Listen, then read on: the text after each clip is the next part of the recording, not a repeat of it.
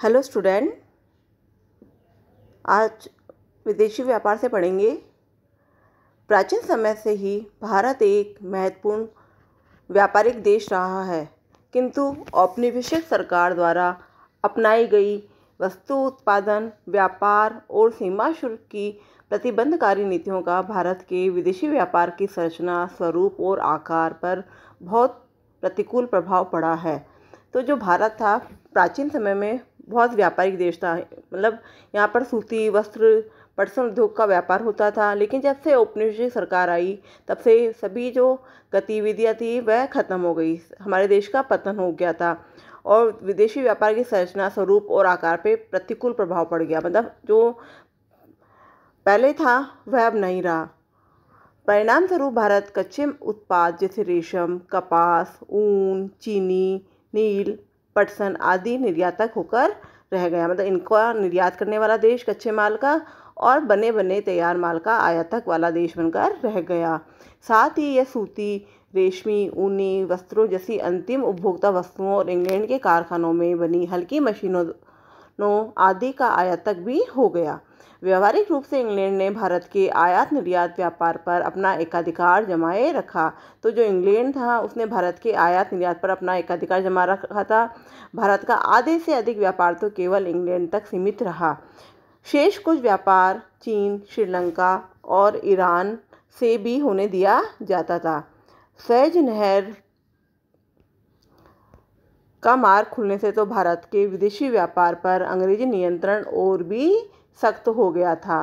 विदेशी शासन के अंतर्गत भारतीय आयात निर्यात की सबसे बड़ी विशेषता निर्यात अधिशेष का बड़ा आकार रहा, किंतु इस अधिशेष की भारतीय अर्थव्यवस्था को बहुत भारी लागत चुकानी पड़ी। देश के आंतरिक बाजारों में अनाज, कपड़ा और मिट्टी का तेल जैसी अनेक आवश्यक वस्तुएं मुश्किल से उपलब्ध हो पाती थी। यही नहीं, इस निर्यात का अधिशेष देश में सोने और चांदी का प्रवाह पर भी कोई प्रभाव नहीं पड़ा। वास्तव में इसका प्रयोग तो अंग्रेजों की भारत पर शासन करने के लिए गढ़ी गई व्यवस्था का खर्च उठाने में ही हो जाता था।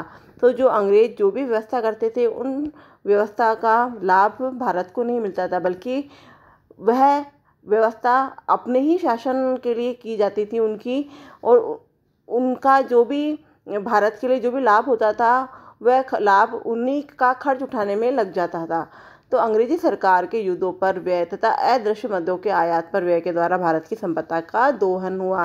तो उस समय जब हमारे यहाँ पर अंग्रेजों का शासन था तो जो अंग्रेजी सरकार थी उन्होंने हमारे यहाँ पर अपने युद्ध के लिए अपने सैनिक रख रखे थे। तो जो सैनिक थे उनका जो खर्चा होता था वह भी भारत सरकार के द्वारा ही उठाया जाता था। और उसके अलावा भी कई ऐसी अदृश्य मद्य होती थी जो आयात के दौरान व्यय होती थी। तो इस तरह जो भारत की संपदा थी उनका दोहन हुआ। मतलब कुल मिलाकर हम ये कह सकते हैं कि जो भारत था उसकी स्थिति दयनीय हो चुकी थी, क्योंकि भारत के पास भी ना धन के नाम पर कोई भी संपदा नहीं थी। जनानकीय परिस्थिति।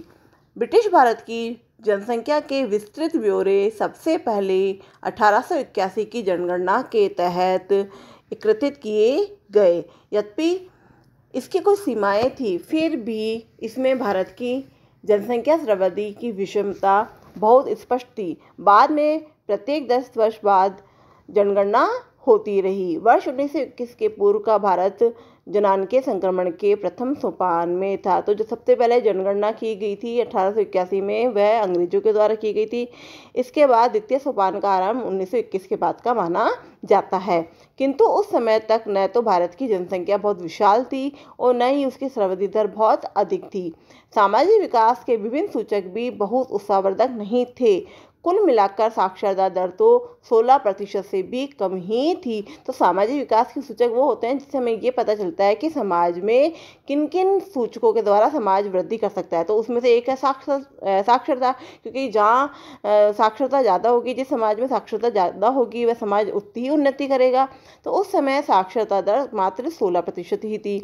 इसमें महिला साक्षरता दर नगण्य का मतलब होता है नहीं के बराबर, केवल 7% आकी गई थी। जन स्वास्थ्य सेवाएं तो अधिकांश को सुलभ ही नहीं होती थी। मतलब जो जन स्वास्थ्य सेवाएं होती थी, जो जनता को अपने स्वास्थ्य के लिए मिलती थी, सरकार के द्वारा वो उपलब्ध ही नहीं हो पाती थी। जहाँ ये सुविधाएं उपलब्ध भी थी, वह नितांत ही अपर्याप्त थी। परिणाम स्वरूप जल और वायु के सहारे फैलने वाले संक्रमण रोगों का प्रकोप था। उनमें व्यापक जनहानि होना एक आम बात थी। कोई आश्चर्य नहीं है कि उस समय सकल मृत्यु दर बहुत ऊंची थी। विशेष रूप से शिशु मृत्यु दर अधिक चौंकाने वाली थी, क्योंकि जो जल और वायु के द्वारा रोग ज़्यादा फैलते थे, इसलिए मृत्यु दर ज़्यादा थी। तो शिशु जन्म लेते ही मर जाते थे। आज भले ही हमारे देश में शिशु मृत्यु दर 33 प्रति हज़ार हो गई है, पर उस समय तो यह 28 प्रति हज़ार थी। इसका मतलब है कि पहले जो 1000 बच्चे जन्म लेते थे, उस पे 33 बच्चे मर जाते थे, और उस समय था कि जब 1000 बच्चे जन्म लेते थे तो 218 मर जाते थे। जीवन प्रत्याशा स्तर भी आज के 69 वर्ष की तुलना में केवल 44 वर्ष ही था। तो जीवन प्रत्याशा दर वह होती है जिसमें हम ये आकलन कर सकते हैं कि एक व्यक्ति की उम्र क्या होगी। तो आज के 59 वर्ष की तुलना में केवल 44 वर्ष ही था पहले जीवन प्रत्याशा। मतलब व्यक्ति 44 वर्ष होने के बाद कह सकते हैं कि वह मर सकता है। 44 वर्ष की आयु तक जीता था वो व्यक्ति। विशेष आंकड़ों के अभाव में ये कह पाना कठिन है कि उस समय गरीबी का प्रसार कितना था। इसमें कोई संदेह नहीं है कि औपनिवेशिक शासन के दौरान भारत में अत्यधिक गरीबी व्याप्ति परिणाम स्वरूप भारत की जनसंख्या की दशा और भी बदतर हो गई। व्यावसायिक संरचना। औपनिवेशिक काल में विभिन्न औद्योगिक क्षेत्रों में लगे कार्यशील श्रमिकों के आनुपातिक विभाजन में कोई परिवर्तन नहीं आया। कृषि सबसे बड़ा व्यवसाय था, जिसमें 70 से 75% जनसंख्या लगी थी। विनिर्माण तथा सेवा क्षेत्रों में क्रमशः 10% तथा 15 से 20% जन समुदाय को रोजगार मिल पा रहा था। क्षेत्रीय विषमताओं में एक बड़ी विलक्षणता रही उस समय की मद्रास प्रेसिडेंसी, जो आज के तमिलनाडु, आंध्र, कर्नाटक और केरल प्रांतों के क्षेत्रों में है। मुंबई और बंगाल के कुछ क्षेत्रों में कार्यबल की कृषि क्षेत्र पर निर्भरता में कमी आ रही थी। विनिर्माण तथा सेवा क्षेत्रों का महत्व तदनुरूप बढ़ रहा था, किंतु उसी अवधि में पंजाब, राजस्थान और उड़ीसा के क्षेत्रों में कृषि में लगे श्रमिकों के अनुपात में वृद्धि आगे गई। तो व्यावसायिक संरचना में देख सकते हैं कि अधिकांश जनसंख्या जो थी 70 से 75% जो जनसंख्या थी वो कृषि में लगी हुई थी। जो विनिर्माण क्षेत्र में कोई वृद्धि नहीं हुई थी। जो मात्र 10 से 15% जो जनसंख्या थी उनको रोजगार मिल पा रहा था। इसके बाद है आधुनिक संरचना। औपनिवेशिक शासन के अंतर्गत देश में रेलों, पत्तनों, जल परिवहन व डाक तार आदि का विकास हुआ। इसका ध्येय जन सामान्य को अधिक सुविधाएं प्रदान करना नहीं था। ये कार्य तो औपनिवेशिक हित साधन के ध्येय से किए गए थे। अंग्रेजी शासन से पहले बनी सड़कें आधुनिक यातायात साधनों के लिए उपयुक्त नहीं थी। जो सड़कें उन्होंने बनाई थी उनका ध्येय भी देश के भीतर उनकी सेनाओं के आवागमन की सुविधा तथा देश के भीतरी भागों से कच्चे माल को निकटतम रेलवे स्टेशन तथा पत्तन तक पहुंचाने में सहायता करना मात्र था। तो जो अंग्रेजी शासन था, अंग्रेज थे, उन्होंने भारत में सड़कें बनवाई। तो उन सड़कों का उद्देश्य भी क्या था? उन सड़कें बनवाने का उद्देश्य भी था कि उनकी जो सेनाएं हैं उनका आवागमन देश में अच्छे से हो जाए। उसके साथ साथ ही जो भीतरी भाग है उनमें कच्चे माल को निकटतम जो रेलवे स्टेशन था या पतन था वहाँ तक अच्छे से ढंग से उनकी सुविधा के अनुसार पहुँचाया जा सके। इस प्रकार माल को इंग्लैंड या अन्य लाभकारी बाजारों तक पहुंचाना आसान हो जाता था। जो सड़कें बन गई तो सड़क बनने से उनके लिए माल सुविधाजनक हो गया पहुंचाना। ग्रामीण क्षेत्रों तक माल पहुंचाने में सक्षम सभी मौसम में उपयोग होने वाले सड़क मार्गों का अभाव निरंतर बना ही रहा। वर्षा काल में तो यह अभाव और भी भीषण हो जाता था। स्वाभाविक ही था कि प्राकृतिक आपदाओं और अकाल आदि की स्थिति में ग्रामीण क्षेत्रों में बसे देशवासियों का जीवन कठिनाई के कारण दुर्भर हो जाता था। अंग्रेजों ने 1850 में भारत में रेलों का आरंभ किया। यही उनका सबसे महत्वपूर्ण योगदान माना जाता है। तो अंग्रेजों का सबसे महत्वपूर्ण योगदान क्या माना गया है कि उन्होंने भारत में सन 1850 में रेलों का आरंभ किया था। रेलों ने भारत की अर्थव्यवस्था की संरचना को दो महत्वपूर्ण तरीकों से प्रभावित किया। एक तो इससे लोगों को भू क्षेत्रीय एवं सांस्कृतिक व्यवधानों को कम कर आसानी से लंबी यात्राएं करने के अवसर प्राप्त हुए, तो दूसरी ओर भारतीय कृषि के व्यवसायीकरण को बढ़ावा मिला। किंतु इस व्यवसायीकरण का भारतीय ग्रामीण अर्थव्यवस्थाओं के आत्मनिर्भरता के स्वरूप पर विपरीत प्रभाव पड़ा।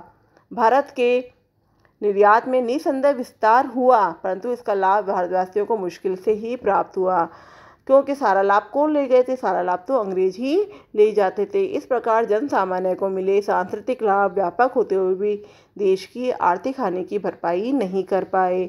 सड़कों तथा रेलों के विकास के साथ साथ औपनिवेशिक व्यवस्था ने आंतरिक व्यापार तथा समुद्री जलमार्गों के विकास पर भी ध्यान दिया। अब जो औपनिवेशिक व्यवस्था थी, जो अंग्रेज थे, उन्होंने सड़क रेल मार्ग के साथ साथ समुद्री जलमार्ग का भी विकास किया, किंतु ये उपाय भी बहुत संतोषजनक नहीं थे। उस समय के आंतरिक जलमार्ग अलाभकारी सिद्ध हुए। उड़ीसा की तटवर्ती नहर इसका विशेष उदाहरण है। यद्यपि इस नहर का निर्माण सरकारी कोष से किया गया था, तथापि ये रेल मार्ग से स्पर्धा नहीं कर पाई, मतलब मुकाबला नहीं कर पाई। नहर के समानांतर रेल मार्ग विकसित होने के बाद अंततः उस जलमार्ग को छोड़ दिया गया। भारत में विकसित की गई महंगी तार व्यवस्था का मुख्य ध्येय तो कानून व्यवस्था को बनाए ही रखना था, कि उस समय अपने कानून व्यवस्था को बनाए रखने के लिए अंग्रेजों ने महंगी तार व्यवस्था लागू कर दी, और वह तार व्यवस्था भी उन्होंने अपने लिए ही लागू की थी। दूसरी ओर डाक सेवाएं अवश्य जन सामान्य को सुविधा प्रदान कर रही थी, किंतु वे भी बहुत ही अपर्याप्त थी। आंतरिक संरचनाओं की वर्तमान अव्यवस्था के विषय में आप अगले अध्याय में पढ़ेंगे। इसी के साथ हमारा चैप्टर खत्म होता है।